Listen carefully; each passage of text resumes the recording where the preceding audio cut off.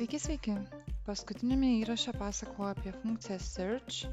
Šiandien norėčiau palyginti funkcijas search ir find. Tai pirmiausia trumpai apie funkciją find. Tai jos sintaksė yra lygiai tokia pati kaip ir search funkcijos. Nusirodote tam tikrą tekstą ir nusirodote laukelį, kuriame norite ieškoti to teksto. Skirtumas tarp šių funkcijų yra, kad search funkcija nėra jautri didžiosioms ar mažosioms raidėms.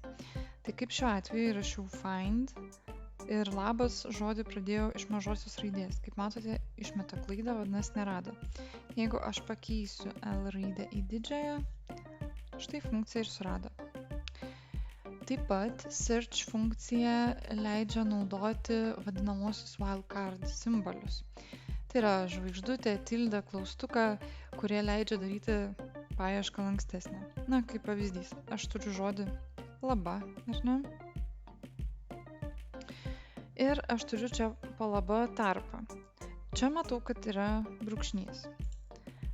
Sakykime, gali būti bet koks simbolis, tai aš tiesiog įrašau žvaigždutę ir tarpą, ar ne?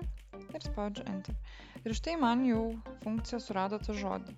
Laba, kažkoks tai simbolis, galiu jį pakeisti, tarkime, į S. Galime įrašyti net ir, nežinau, skaičių kažkokį, tai vis tiek funkcija randa. Primenu, kad yra ir daugiau įrašų su Excelio funkcionalumais, kuriuos gali rasti mano puslapyje. Šiam kartui tiek, ačiū, kad skyrei laiko, prašau įvertink, pasidalink ir prisijunk.